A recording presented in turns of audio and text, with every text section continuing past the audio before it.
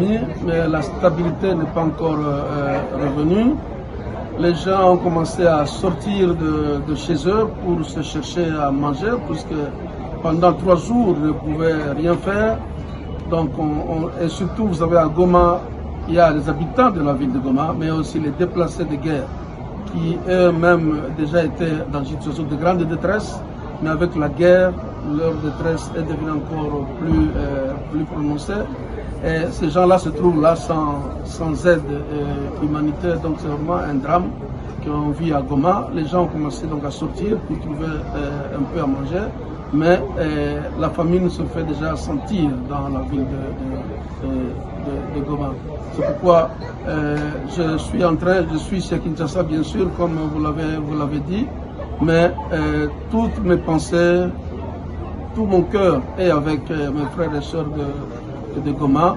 Je les porte dans mon cœur, je sais qu'eux aussi me portent dans leur cœur, et continuons à garder cette communion, cette unité dont ils ont fait montre pendant ces temps de guerre, cette unité ecclésiale, la fraternité, la communion fraternelle entre nous.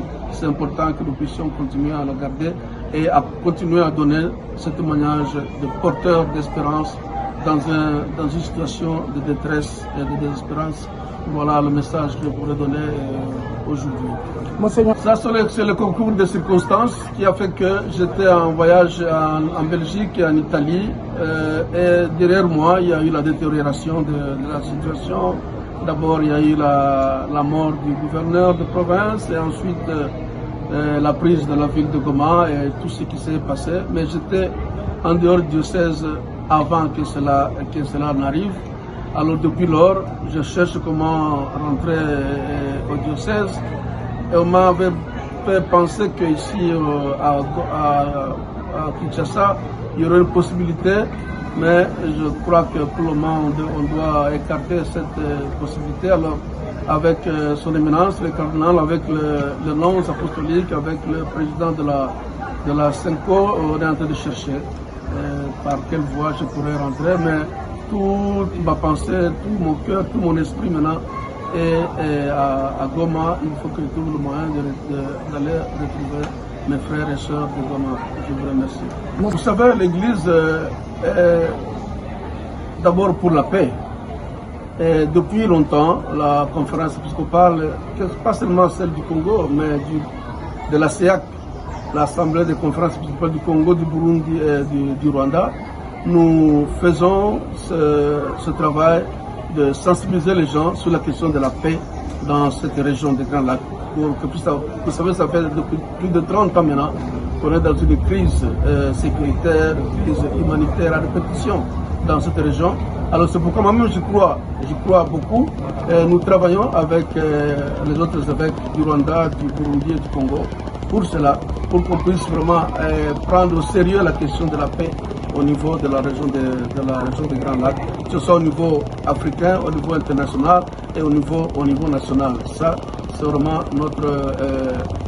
notre souhait le plus fort pour le moment. Vous savez, dans cette situation de grande détresse, on est démunis. Les gens de Goma actuellement sont démunis. Donc nous attendons bien sûr cette solidarité, l'aide matérielle qui peut arriver, comme je vous ai dit. La situation humanitaire est catastrophique. Donc nous comptons beaucoup sur l'aide matérielle qui peut nous venir, sur tous ceux qui peuvent intervenir. Sur le plan humanitaire, c'est très important pour nous. Nous comptons bien évidemment aussi sur la prière des uns des autres. Et je peux vous dire que cette prière, vraiment, elle s'est fait sentir.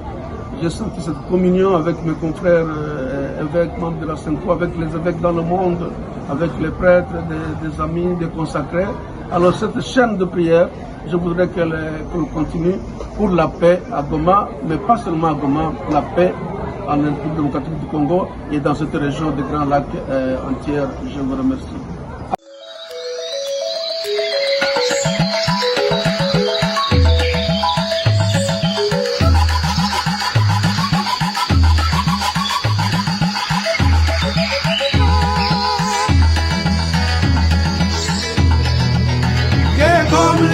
Comme comme tes mamounes comme le bas, et comme tes mamounes comme le bas, et comme tes mamounes comme le bas, et comme tes mamounes comme le bas.